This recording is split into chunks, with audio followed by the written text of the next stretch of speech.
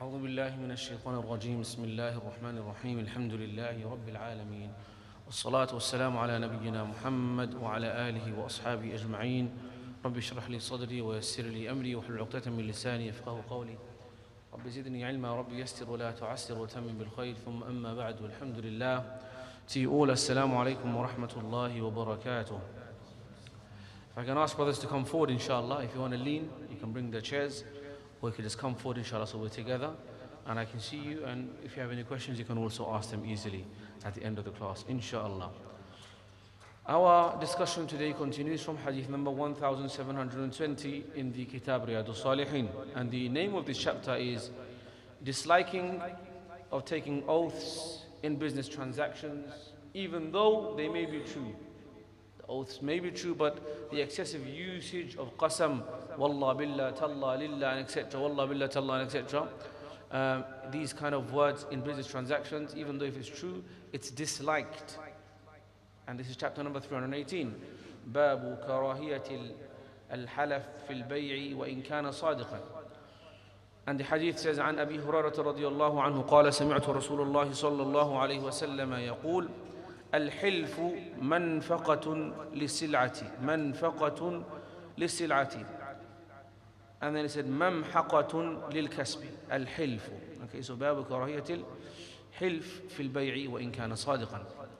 Which means Sayyiduna Abu Hurairah radiyallahu anhu arda, may Allah be pleased with him, narrated, I heard that the Prophet Muhammad sallallahu alaihi wasallam said, or saying, swearing produces a ready sale. Swearing produces a ready sale for commodity, but blots out its blessings. So sometimes you may convince someone it's a really good product by taking an oath by Allah, but the truth is, the barakah of it will be taken away if you are excessively swearing and taking oaths. You should build a reputation of transparency, of trustworthiness, of credibility by your honesty and by the quality of your product. And some of the great lessons that we learn for any professions, for any entrepreneurship, for any businessman, is that you should be someone of knowledge, of trust, and of strength. These are taken from the principles shared to us in the story of Sayyidina Yusuf and Sayyidina Musa. Okay? And also of Ifrit. Interesting enough. Ifrit said when he applied for the job to Sayyidina Sulaiman, Ifrit was the very, very strong jinn. Sayyidina Sulaiman said, which one of you can bring the throne of the Queen of Sheba for me now? Ifritu min al-jinn said, I can bring you her throne within a moment. Okay? Within a moment. And he said, وَإِنِّي عَلَيْهِ لَقَوِيٌّ أَمِينٌ. I'm strong and I'm trustworthy. When Sayyidina Yusuf applied for his job in the government of Egypt, what did he say? إِنِّي حَفِيظٌ عَلِيمٌ. Hafiz means I am someone who's able to protect, who's a guarantor, and I have knowledge. So qawi, I mean strong, trustworthy. Hafiz, alim, I have knowledge of this field. Alim, I'm an expert in this field. I know about this field that I'm applying for, that I'm trying to work in. And I am reliable. Hafiz is like amin, reliable. And then when Sayyidina Musa was in Madian, and one of the two daughters said to their father, hire him. What did she say? قالت إحداهما يا أبت استأجر إن خير من استأجرت القوي الأمين. The strong and the trustworthy. So these qualities and the characteristics are universal, likable, desired qualities in any form of work and employment because they're universal. You must be a trustworthy person. You must be a person of a skill, tact, intelligence, and knowledge, skill. So trustworthy, skill, knowledge, and skill includes strength as well. Yeah? So a person of trust, strength, and knowledge. This is very much required. So that's how you should build a reputation, integrity. And the Prophet Muhammad ﷺ was the greatest of all men when it came to integrity. His integrity was attested to even by those who disbelieved in him. Even by those who disbelieved, they knew that he was trustworthy. That's one thing they couldn't take away. And that's why the most one of the craziest part from the mushrikeen of the Quraysh is that even on the night that they were trying to kill him before he went to Medina, he was still holding possessions of theirs as trust. Can you imagine that they're trying to kill him, but at the same time they know that he's so trustworthy, he is still reliable to hold their goods. And the reason why Sayyidina Ali was left in his position when Sayyidina Rasulullah migrated was to return the possessions of their rightful owners. Ajib. That's, subhanAllah, that kind of characteristic and trait of trust, of integrity, of honesty, of dignity should be an aspiration and a dream of every believer. If someone doubts your trustworthiness and integrity, it's a big insult on your profile, on your fame, on your honor. So we should defend that and we should build towards it, and we shouldn't have to rely to cheap oaths. Oh, wallahi, I'm saying the truth. No, people should know that you're saying the truth. Wallahi, this is a good product. No, they should know that this guy has got good track record of selling good quality commodities. If there's a fault, he will say. That's what we should be working towards, inshallah. عن أبي قتادة أنه سمع رسول الله صلى الله عليه وسلم يقول إياكم وكثرة الحلف في البيع فإنه ينفق ثم يمحق. Sayyidina Abu Qatada, may Allah be pleased with him, narrated, I heard the Prophet Muhammad saying, beware of excessive swearing in a sale, i.e. taking oaths, because it may promote trade, but it will eliminate the blessings of it. So it's very important. Chapter number 319, disliking of asking for a favor except for asking Allah for the favor of heaven and Jannah, and dislike to refuse who ask in the name of Allah. If someone is asking me something, Billah alayk, I ask you by the name of Allah, grant me this, give me this, lend me this, help me in this way. We should try our best to fulfill that. We should honor the name of Allah in that way. And at the same time, we should be careful not to use it excessively, meaning the name of Allah is a heavy matter. Lafdul Jalal, the name of Allah, it shouldn't be used lightly. It should be used for serious circumstances, and if someone uses it, we should take that also seriously. That's the kind of trust that we should be building towards. But today, of course, as we said before, today's our young people, Allah, Quran, bro, and he's lying through his teeth. He knows he's lying, and everyone knows he's lying. Wallah billah tallah, and he's saying everything just to sell maybe like an iPhone cover for £5, and it's probably faulty or stolen anyway. A'udhu billahi min dhalik, may Allah protect us. We shouldn't be like these people. 1722. عن جابر قال قال رسول الله صلى الله عليه وسلم لا يسأل بوجه الله إلا الجنة. Sayyidina Jabir narrated that the Prophet Muhammad صلى الله عليه وسلم said, none of you should ask by the face of Allah, by the name of Allah, for anything except for paradise. Which is that Allahumma inni as'aluka bi nuri wajhika al-kareem. Oh Allah, I ask you, by your that, by your wajh, by the nur of your wajh, you should be asking not for light matters, you should be asking of the greatest of matters. You don't say, oh Allah, I ask you by your name, and I ask you by your wajh to give me £10. That is not consistent. Because the price that you should be asking for is something great, because it's a great dua, and it's a great powerful calling out. So you should be asking for Jannah, which is the greatest success. All of the tribulation that you're facing today, and the Ummah is facing today, and may face for the next 60, 70, 100 years, it will be nothing in comparison to the pleasures and the beauty and the comfort and the joy of Jannah. You will literally forget it the moment you pass away. Some of the scholars, they describe the entry into Barzakh, the next life, and into Jannah is like someone who left from one destination, argument's sake, Luton Airport, with Wizz Air. Oh my days, bad experience. So you lose from there, and then suddenly you arrive in the most fantastic, most beautiful holiday resort, which is full of halal as well, of course. And it's all beautiful. Everything is different there. So this is how the exit of your life from here to the other side. But of course, the mathal and the example of Jannah is much greater. You arrive in the other side, and if you're a person of good deeds, the other side of that flight, of those moments of sakarat, and your soul being extrapolated, and you're going into your qabr, and you're being shrouded and buried, and the next life of barzakh, as soon as it begins, you are now in your holiday resort destination, where all you see is pleasure and joy. Do you even remember what happened in Luton Airport? You're like, nah, forget it, man. That's so long. I don't even think about it. I don't even want to think about going back to it. I just want to enjoy the moment right now. It's going to spoil it for me. That's how the akhirah life is. And also consistent with that is that the currency is different. Today, if you go from here to a nice resort, halal resort in Turkey or something, or maybe somewhere in Egypt or wherever, mashallah, if it's a good place, right? Then the currency is different, isn't it? Over here you are using pound, over there you're using junay, we're using Turkish lira. Yeah? So just like the currency is different, the currency of the akhirah is no longer pounds and sterling, it's now hasanat and good deeds.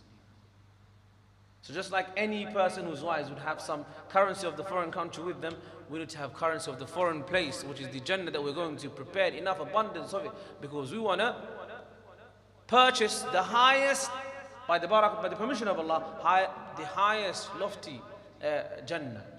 Okay? إِنَّ اللَّهَ اشْتَرَى مِنَ الْمُؤْمِنِينَ أَنفُسَهُمْ وَأَمْوَالَهُمْ بِأَنَّ لَهُمُ الْجَنَّةِ. Allah has bought from the believers. Okay? إِنَّ اللَّهَ اشْتَرَى مِنَ أَنفُسَهُمْ, their own souls and their wealth, in exchange for what? For Jannah. So we have to be willing to sacrifice these things to invest in the akhirah. I just want to share this story. It's very powerful. One day Ansar came to the Prophet ﷺ to promise him safety and guarantee him security, and that they would protect him and fight on his behalf against the whole of the Arabian Peninsula and everyone it may be. Okay? The Ansar asked him in Al-Aqaba. Al-Aqaba was a place in Mina in Hajj season. He said, Ya Rasulullah, we're going to be literally giving up and risking our lives, the lives of our families, lives of our city, lives of our people. Everything will be at risk. What's in exchange? What are you offering us? What do we get in return? We're willing to sacrifice everything, our wealth, our family, our homes. Everything is ready for you. Fida'an laka ya Rasulullah. It's good for you. It's at your disposal. In meaning, what I'm saying is. So he just said one word and they were content. He said, Al-Jannah. Your exchange is Jannah. And that's the meaning of Allah Azza wa Jal has replaced or taken purchase from us our lives and our wealth and our everything in exchange for Jannah. So therefore, when we ask Allah of a heavy reward, with a heavy claim, like, oh Allah, by your wajh, we ask for Jannah. We say this powerful call for Jannah. عن ابن عمر رضي الله عنهما قال قال رسول الله صلى الله عليه وسلم من استعاذ بالله فأعيذوه ومن سأل بالله فأعطوه ومن دعاكم فأجيبوه ومن صنع إليكم معروفا فكافئوه فإن لم تجدوا ما تكافئونه به فادعوا له حتى تروا أنكم قد كافأتم. Sayyidina Abdullah ibn Umar narrates that the Prophet Muhammad صلى الله عليه وسلم said, grant shelter to the one who begs you in the name of Allah to grant them shelter. Someone says, I am completely homeless, please give me something. I swear by Allah. Unless someone is known to be a habitual liar and a fraudster, if someone, a believer, comes to you in this way, then we have a duty of belief. Not because of just the person and their claim, but because of the name of Allah, which is a heavy, it's a bad example. But you know they have the word parlay. You know what parlay is? Truce. Parlay. So it's like at times of war, and like in the ships and etc.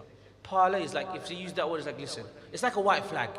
If someone throws up a white flag, you say, okay, khalas. Give him some respite. If someone's submission down on the floor in Manchester Airport can't pose you any threat, you don't taser him and then kick him on his head while his mother's trying to protect him. Because already parlay is finished, he's already submitted, in reference to what happened yesterday in Manchester Airport. So in a similar way, we have certain white flags. Submission is good. That, by Allah, I ask you help me. That's the white flag. So when someone does that, raise that white flag of submission and saying, I really need help, that parlay, we honor that as believers. In trust that he is a believer. Okay, give it to him in the name of Allah. Accept the invitation of him who invites you. If someone invites you genuinely saying, Akhi, please, I would like you to come to my house. Shaykh, come. Imam, come. Then you should try your best to attend. Don't be like, this guy lives in Tower Hamlets, I'm not going to his house. A'udhu billah. Someone might be thinking, I'm so high and lofty, I only go to VIP Mayfair houses or Park Lane. No. If someone invites you, even if it's a humble abode, and this will happen to you when you go back home to your villages. Someone might say from your neighbors, from your uncles, from your aunties, who's not so as well off. Okay? But they might say, please come to my house. I would love for you to come to my house. Then it's our responsibility, and that as a believer, they have that honor that we should respond to their call. We shouldn't belittle it. We shouldn't look down upon it. We should try your best to attend if someone gives you da'wat. Someone gives you da'wat, you should try to respond to it. That's from the rights of a believer as well. Okay? If someone invites you, then accept the invitation of him who invites you. And requite him who does a favor to you, meaning pay them back. If someone favors you in some way, then return the favor. Don't be someone that's just a taker and never gives. Always taking favors, but then never wants to give any favors back. There are so many people like that. Stingy people, strange people. No one likes them in the end because they get caught out over time. So a Muslim is give and take, give and take. Someone gives you a favor, you return the favor. It's from common courtesy. If you are unable to requite him, if you can't pay the favor back, someone done a big favor to you, then at least make dua for that person. Oh Allah, this person gave me qard hasana when I really needed it. They helped me out in a debt. Oh Allah, I was stuck in a place, they gave me a lift. I don't have a car to give them a lift back. I don't have the money to give them a qard hasana back. They don't need my qard hasana. At least make dua for that person. Oh Allah, reward this person and make their family matters and their life easy for them. Until you are sure that you have paid them back. So pay them back with dua at least. Even if you can't pay them back with favors in this life. This is common courtesy of a believer. And it all adds up to your character and your khuluq and your standing in society, your social position, because you should be seen and known. And you should respect yourself and others should respect you as a honorable, dignified rajul. There are a lot of males today, but not enough men. And there are a lot of females, but not enough women. The word rajul that Allah uses in the Quran, الرجال قوامون على النساء وللرجال عليهن درجة. This word rajul is a powerful word. It means you have decorum, dignity, honor, trust. All of these things you're building on yourself. Not just that you were born with the male organ, so now you're a rajul. No, you're a male, that's fine. Doesn't mean you're a rajul, the honorable, respectable man of society. It's dignity that you need to work towards and build in yourself. Inshallah, may Allah give us the tawfiq and make us all the rijal of Allah, the men of Allah, and make our women the women who are devout servants of Allah. Ameen ya Rabbil Alameen. Prohibition of using the title emperor or king of all kings by anyone, as it suits only Allah. You shouldn't say, I'm the king of all kings. Yeah, me. Who are you? You get out of your country, no one even knows you. You might even get a whack. So these people using these kind of titles, out of takabbur and kibriya, and they think, oh, look at me. Oh my goodness me. عن أبي هريرة رضي الله عنه عن النبي صلى الله عليه وسلم قال إن أخنع اسم عند الله رجل تسمى ملك الأملاك or ملك الأملاك or مالك الملوك, the king of all kings. Abu Hurairah رضي الله عنه narrated that the Prophet Muhammad صلى الله عليه وسلم said, the most disgraceful man near Allah is a man who calls himself Malik al-Amlak, the king of all kings. Yeah. So that's not something that anyone should be dreaming of. Okay? Sometimes I get so tempted to go on a tangent and a rant. These people that are trying to expand the empire upon which the sun does not set. Yeah. Colonization after colonization, New Zealand to South Australia, from Africa to the British Raj in India, trying to be the king of all of the lands. It's never going to happen. It's never going to happen.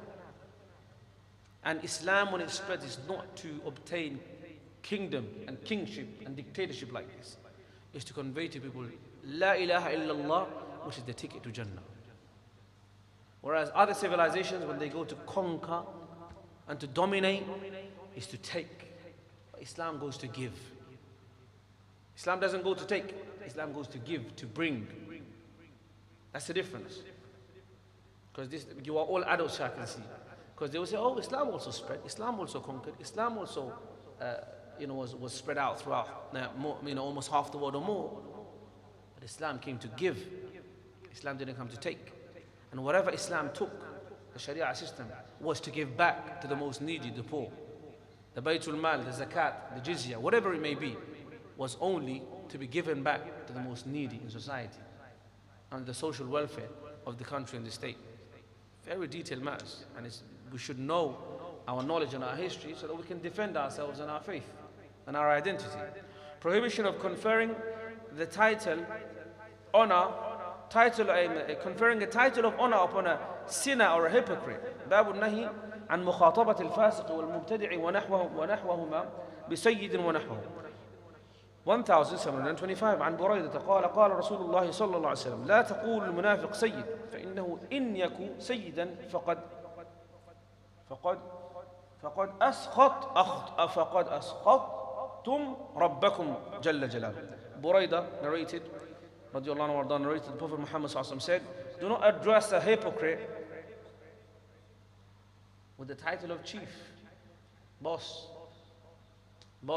master, sayyid, but he's a hypocrite. He's a munafiq, he's a mubtadi', who's innovating in the matters of religion, of iman, of aqidah, of amal. These people sometimes are quite powerful, quite scary, isn't it? So sometimes a hypocrite may be actually a chief, but for you to say it like happily, oh my chief, my king, even though he's a hypocrite and a fasiq and a mubtadi', then this is disliked and is prohibited in Islam. If someone is a fasiq and a munafiq, if you are forced to honor them, then you have to honor. You're forced, you don't have a choice. But it shouldn't be something that you do from rida, from your own, inner nature. Sometimes people have this inner nature of self-doubt, of low self-esteem, of, what's that word I'm looking for? When someone has low self-esteem and they reduce themselves. Huh? No, it's a negative one, not humble. Insecure. Inferiority complex. This inferiority complex that people suffer from. Like, someone's a sinner. These people are the people behind genocides after genocides, wars after wars, destruction after destruction. But oh wow, just because they look very fancy and organized and beautiful colors and beautiful houses, you feel like, oh wow, they must be God-given and they must be honored by Allah. So you think they're actually lofty and high in your deluded mind. A lot of brothers and a lot of sisters, even under the guise of Islamic understanding, they will sometimes assume that just because someone is very wealthy, very organized, that they are Rijalullah, men of Allah. It's not necessarily the case. This dunya isn't that which is a signifier of success in the akhirah. Look at Qarun. Inna Qaruna kana min qawmi Musa fabagha alayhim fakharaja ala qawmihi fi zinatihi. So this is everything in the Quran. You contemplate, you'll find answers for all of your problems. Qarun came out to his people, decorated, so fancy, so lofty. Everything is looking impeccable. A man of chic, shiaka, and style, and taste, all of it. قال الذين يريدون الحياة الدنيا. And so those who love the dunya more than the akhirah, يا ليت لنا مثل ما أوتي قارون إنه لذو حظ عظيم. If only we had what Qarun has, indeed he is very what? Very fortunate. So they associated dunya colors, dunya distractions, وما الحياة الدنيا إلا متاع الغرور, the distraction of the dunya to eternal success, whereas the opposite is true in most cases. And the Anbiya lived the harshest of lifestyles. So that should not delude. That should not delude us. Yes, Allah may give to a servant of His both dunya and akhirah, but it's not necessarily intertwined. And it's not necessarily the case. So yes, don't call a munafiq and a fasiq and a mubtadi'. Don't honor them from within. If you have to, you have no choice, and that's that. Fasiq, munafiq, mubtadi', then they should be as they are. They should be known and they should be treated and dealt with as they are, which is munafiq and mubtadi' and fasiq. Undesirability. Okay, this is a different subject. You know when you have a fever, some of us we get very frustrated with the fever. But guess what? Every single fever, a fever is a favor. Remember this phrase. A fever is a favor of Allah. And this is in the hadith. How so? Jabir radiallahu anhu narrated, the Prophet Muhammad visited Musayyab and asked her, "O Musayyab, what happened to you? What's the illness that you're experiencing? Why are you shivering?" She replied, "It is a fever. May Allah not bless it." And she wasn't happy about the fever. Who likes a fever? No one likes a fever. He said to her, "Do not revile the fever. Don't speak ill of the fever, for it cleanses out the sins of the sons of Adam in the same way the furnace removes dirt from the iron." So you know when you're hot in your fever and your body's all heated up, what it's actually doing is it's actually burning off your sins. Just like it's burning off the disease and the bacteria, at the same time, it's burning off the sins. And recently I heard from one of the great ulama saying something very, very, very thought-provoking. He said, every negativity, every bad thing in this dunya is from the glimpses and snapshots of Jahannam. Every bad thing, every crime, every wrong, every pain is an extension of Jahannam. And every ni'mah is an extension of Jannah. And then he went on to say, and he gave istidlal with a very beautiful hadith that we shared in our last week's khutbah, which is that the Jahannam complained to its Lord, saying, Ya Rabbi, a part of me has eaten up the other part. So what should I do? Give me a solution. Jahannam is a servant of Allah. Jahannam is a servant of Allah. You know that, right? Jahannam is a servant of Allah designed for the enemies of Allah. So Jahannam is one of Allah's soldiers. Okay. So Jahannam was allowed to take two breaths, one in the extreme hot and one in the extreme cold. And the extreme cold is from Jahannam and the extreme hot is from Jahannam. And the Shaykh wanted to say that all of the sicknesses of the life are either connected to extreme hot or extreme cold. It's some sort of imbalance in temperature, in nature, in chemistry, in biology, and that's what then causes the sickness. And so he said that every negativity, every illness is actually a glimpse and a snapshot of Jahannam. Subhanallah. So now when this fever comes, it cleanses you of these sins. It cleanses you of the sins and it removes that, just like it's removing the bacteria. This removes actually the trace of the sins. And so we shouldn't be, we should of course, you'll feel the pain and you'll feel the difficulty, but ultimately it's something that's a decision of Allah. And Allah says, وَإِذَا مَرِضْتُ فَهُوَ يَشْفِينَ. When I fall sick, it is Allah who gives me shifa. Prohibition of reviling the wind and what to say when it blows strongly. Time is limited. Wind, subhanallah. Wind is a big soldier of Allah too. Just like a rain is a soldier of Allah too. Allah has destroyed many people with the wind. Many a nation. فَأَرْسَلْنَا عَلَيْهِمْ رِيحًا صَرْصَرًا في يوم نحس مستمر. Okay? And the ayat in Surah Al-Haqqa are a testament to that. The Aad and the Thamud, they were destroyed by rain and by wind. So the wind can go two ways. One is that the wind is going to bring you clouds together and you get healthy rain. فَلَمَّا رَأَوْهُ عَارِضًا مُسْتَقْبِلَ أَوْدِيَتِهِمْ قَالُوا هَذَا عَارِضٌ مُمْطِرُنَا بَلْ هُوَ مَا اسْتَعْجَلْتُمْ بِهِ رِيحٌ فِيهَا عَذَابٌ أَلِيمٌ. The rain brings the clouds to, the wind brings the clouds together and so it brings you rain. But the wind can also be a torture and a torment from Allah. So what should you say when you feel wind? Is it all adhab or is there a chance of rahmah? There's hadith regarding that. عن أبي المنذر أبي بن كعب قال قال رسول الله صلى الله عليه وسلم لا تسب الريح. It is narrated by Abi al-Mundhir, Ubay ibn Ka'ab. He said that the Prophet Muhammad sallallahu alayhi wasallam has said, don't swear at the wind. Don't insult the wind. Don't be angry at the wind. فإذا رأيتم ما تكرهون فقولوا اللهم إنا نسألك من خير هذه الريح وخير ما فيها وخير ما أمرت به.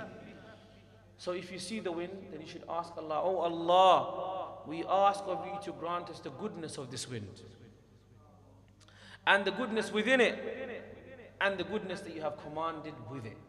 You might be thinking you're never going to feel relevance to this hadith and this dua, but guess what?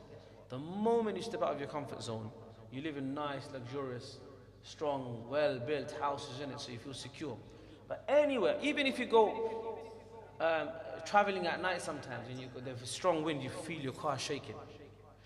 If you go to the villages, like back home, when the wind comes, literally the house is shaking, and you know any moment the roof can fly away. And once I felt this, I was in the M6, and I was driving a smart car many years ago. You know them two-door smart cars? So I was going to Birmingham, coming back from Birmingham, M6 next to Cawley service. You know that big open stretch, but it's like wind on both sides. And there's actually a sign, so watch out for the wind now. And a smart car is so small, you're supposed to drive it a bit steady. But I was trying to use it normal speed. Normal speed. And wallah, you could feel the car shaking right and left. So the power of the wind, we don't actually realize it because we live within the city dwellings.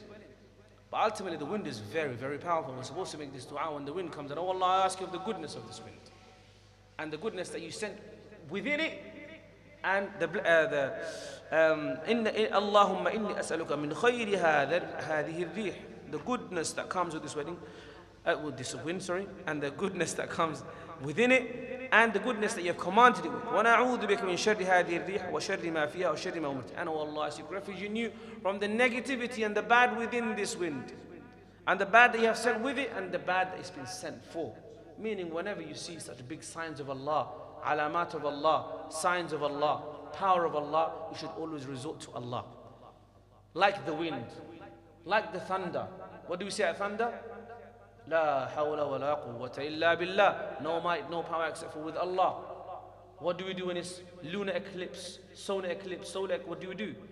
The Prophet ﷺ says that the qamar and the sun and the moon are signs from the signs of Allah. And whenever there is kusuf and khusuf, we should resort to Allah with istighfar and tawbah. That's why the Salatul Kusuf and Khusuf is there. So when there is great incidents that happen in nature, it should always turn us back to Allah. That should be our mindset. عن أبي هريرة رضي الله عنه قال سمعت رسول الله صلى الله عليه وسلم يقول الريح من روح الله. Sayyidina Abu Hurairah رضي الله عنه narrated that the Prophet Muhammad صلى الله عليه وسلم said الريح من روح الله تأتي بالرحمة وتأتي بالعذاب فإذا رأيتموها فلا تسبوها وسلوا الله خيرها واستعيذوا بالله من شرها. Which is, the Sayyidina Abu Hurairah narrated the Prophet, that I heard the Prophet Muhammad sallallahu alayhi wasallam saying, the wind is the blessing of Allah. The wind is the blessing of Allah. Sometimes it brings His mercy, and sometimes it brings His punishment, His chastisement. When you experience the wind, experience it, do not revile it, but beg Allah for its good and seek refuge in Allah from its evil, from the bad that could be within it. عن عائشة رضي الله عنها قالت كان النبي صلى الله عليه وسلم إذا عصفت الريح قال اللهم إني أسألك خيرها وخير ما فيها وخير ما أرسلت به وأعوذ بك من شرها وشر ما فيها وشر ما أرسلت به, which is similar to the previous hadith. Aisha radiallahu anha wa ardaha narrated that whenever the wind would blow strongly, the Prophet Muhammad sallallahu alaihi wasallam would say, "O Allah, I beg you of its good and the good of that which it contains, and the good for the purpose for which it was sent. And O Allah, I seek refuge from you in its evil and the evil it contains and the evil purpose for which it was sent." Even when it comes to rain, we're supposed to say, Allahumma hawalayna la alayna. O Allah, make the rain around us and not upon us. Again, you feel secure. But those countries which are prone to flooding, to tsunamis, to floods, it's a very, very big threat every time it rains. Okay, and you might feel secure, but ultimately, anywhere, Allah's grasp is everywhere. Inna batasha rabbika la shadid. Okay, which is that we should be reminded of Allah's might and power by these great signs. Disliking of reviling the rooster.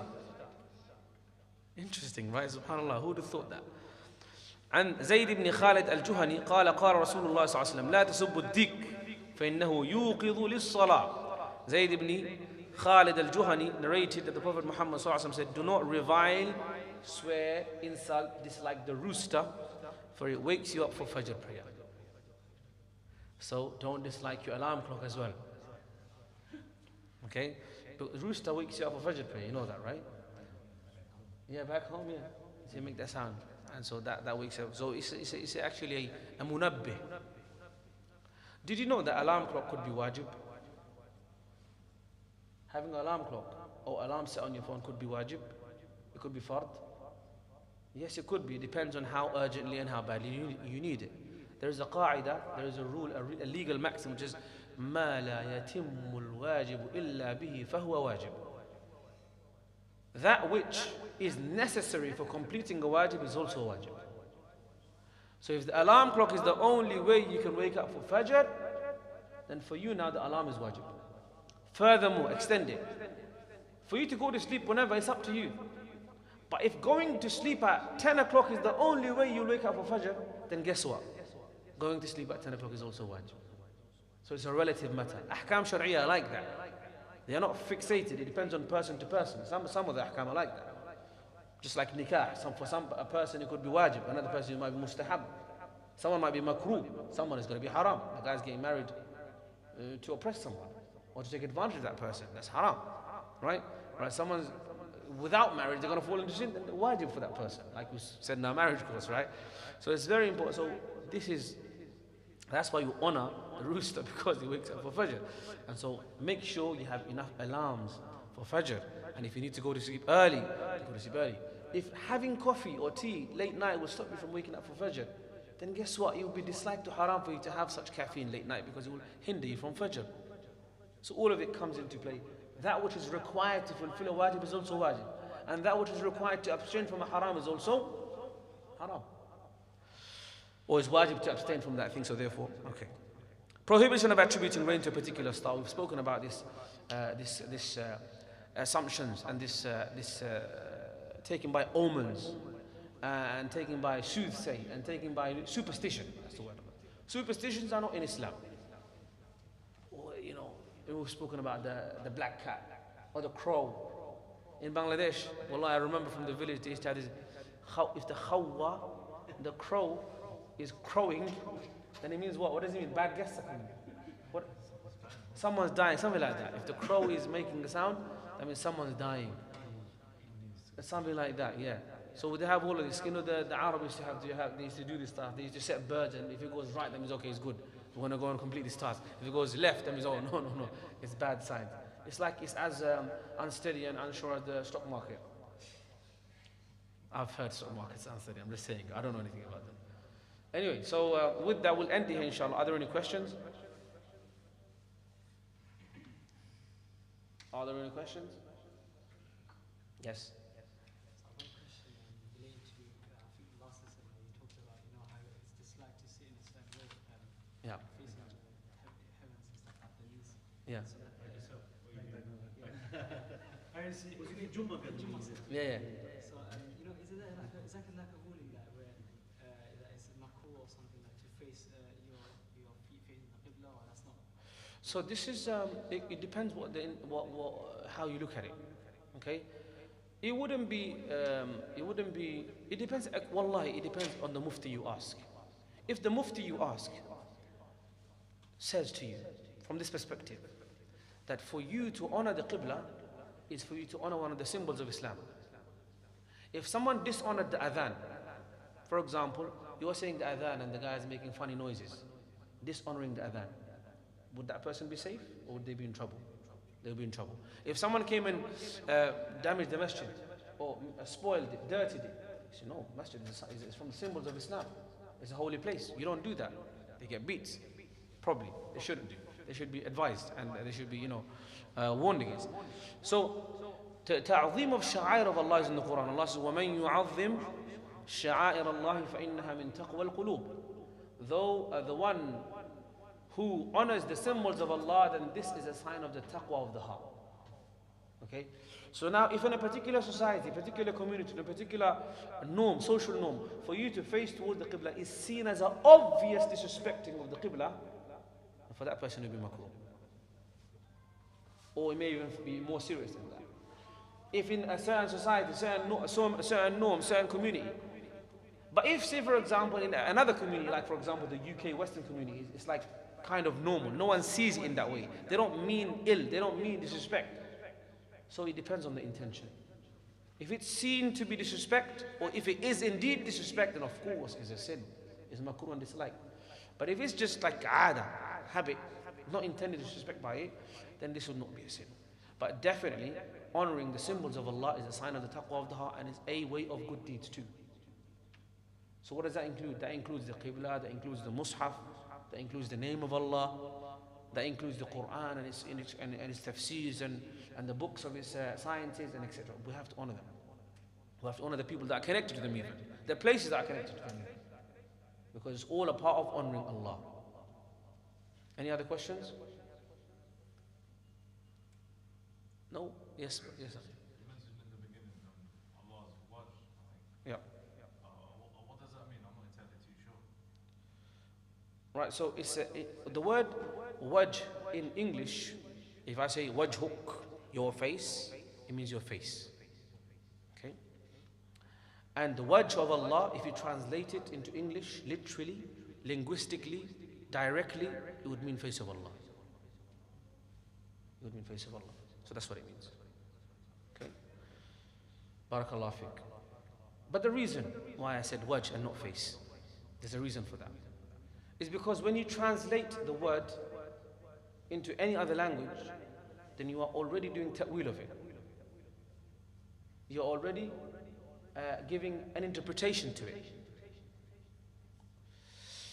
And these attributes of Allah Rabbul Izzati Jalla Jalalu, His wajh, His saq, His qadam, and etc., whether they should be interpreted or left exactly as they are and believed in, without any question, is a matter of ikhtilaf and a difference of opinion between the scholars of history, of aqidah, and the ilm usul al-din. That is a very big science and a can of worms I'm not going to go into today. But me personally, I prefer to use the exact word Allah has used, which is wajhullah. Allah said wajhullah, sami'na wa ata'na. Allah is exactly how He described Himself as. Wajhullah. And there is no better language than Arabic anyway.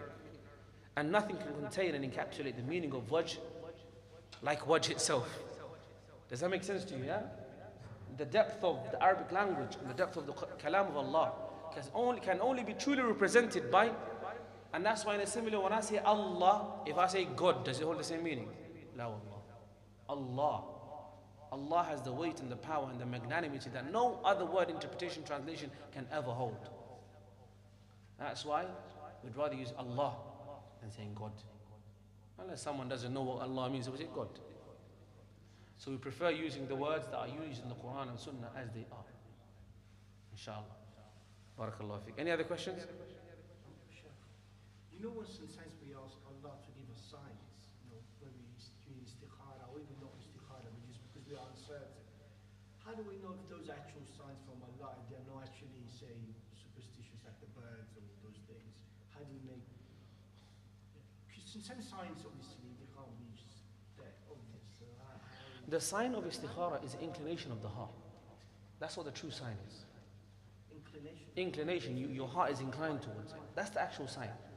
You may see things, images, but the actual thing you're asking for istikhara is the inclination of the heart, which is that, oh Allah, if there is good in it, then turn my heart towards it and it towards me. So what you're asking for is that your heart will feel inclined towards it. For example, you're making dua to Allah with istikhara, oh Allah, should I buy this car or not? Should I proceed with this aqdun nikah or this marriage proposal or not? If you do istikhara correctly, then the intended outcome isn't necessarily a very vivid dream.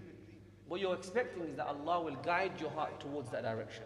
And Allah will make it easy for you to reach that decision. Yeah, but if you learn the thing already, you're asking for a sight. Say if you want to, say you're not sure. No, but you might be, if the istikhara is not as it's supposed, meaning it's not good for you. As in your istikhara can either take you towards the thing, or it may drive you away from it. And that's what you're asking for. You're asking for guidance from Allah. You're saying to Allah, oh Allah, if it's bad for me, turn it away from me and turn me away from it. So sometimes you're doing istikhara, but guess what? The thing that you thought is good for you is actually becoming more hard. Why? Because it's not actually good for you. And that's a part of istikhara. So istikhara is that you're asking Allah to guide you towards it and it towards you to make it easy. That's the ultimate sign. None of that stuff, no. Tatayyur and all of that stuff, la tiyarata wa la, all of that, is none of that stuff, no. And optimism is required. And وَيُعْجِبُنِ الْفَأْلَ, the Prophet ﷺ said that. Optimism is good. So ultimately, when you do istikhara, what you're really seeking Allah from Allah is that, if Ya Allah, if it's good in it, then you will see that the pavement is becoming smooth towards it. The chords are connecting, the dots are connecting, it's going smooth. It's like you're sailing on easy winds, you know? Or it's like a nice, smooth journey.